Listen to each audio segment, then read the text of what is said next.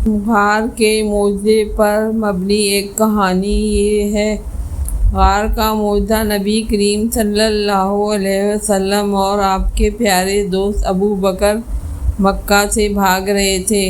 ان کے دشمنوں نے ان کا تعاقب کیا جو انہیں قتل کرنا چاہتے تھے۔ صحرا میں سفر کرتے ہوئے وہ ایک چھوٹے سے غار پر پہنچے۔ تھک ہار کر انہوں نے اندر پناہ لی۔ جب وہ غار میں چھپے ہوئے تھے، ابو بکر کی بیٹی اسماء ان کے لیے کھانا اور پانی لے کر آئیں۔ محتاط رہیں کہ ان کا تعاقب کرنے والوں کو نظر نہ آئے۔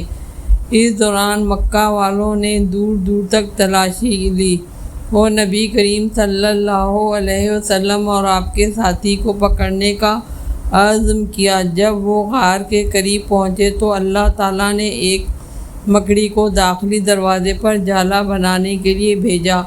مکہ والوں نے جالا دیکھا اور سمجھا کہ حال ہی میں کوئی وہاں سے نہیں گزرا ہے، اور اس لیے وہ غار کو تلاش کیے بغیر وہاں سے چلے گئے۔